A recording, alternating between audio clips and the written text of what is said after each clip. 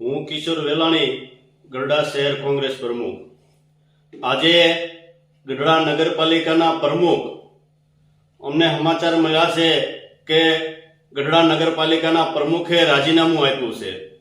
હજે પ્રમુખ બન્યા એને માત્ર 6-7 મહિના થયા કે અચાનક જ તે આ રાજીનામું આપવાનું કારણ શું?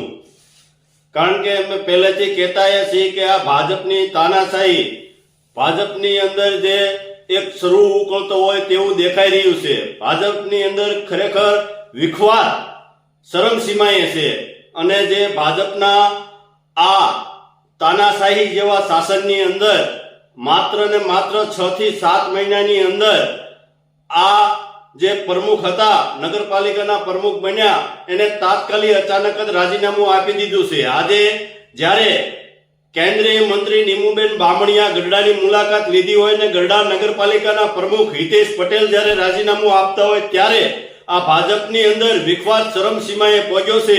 ગઢડાનો કોઈ પણ વિકાસ થતો નથી. ગઢડાની અંદર ઠેર ઠેર જોવો તો જ્યાં જોવો ત્યાં કચરાના ઢગલા, જ્યાં જોવો ત્યાં રોડ તૂટેલા અને ગઢડાની અંદર મોટા પાયે ભ્રષ્ટાચાર ફૂલો ફાલ્યો છે. અને જ્યારે આ નગરપાલિકાની અંદર કોઈ સભ્યો હોય કે કોઈ પદાધિકારી હોય, માત્ર બધા તમામ પોતાના તે કોન્ટ્રાક્ટ રાખી અને પોતે જાતે જ તે કોન્ટ્રાક્ટર બની અને કામો કરતા હોય ત્યારે ભ્રષ્ટાચાર ચરમસીમાએ પહોંચ્યો છે. અને આજે આ પ્રમુખનું રાજીનામુંથી ચોક્કસ આપણે કહી શકીએ કે ગઢડાની અંદર ભાજપની અંદર કેટલો વિખવાદ છે.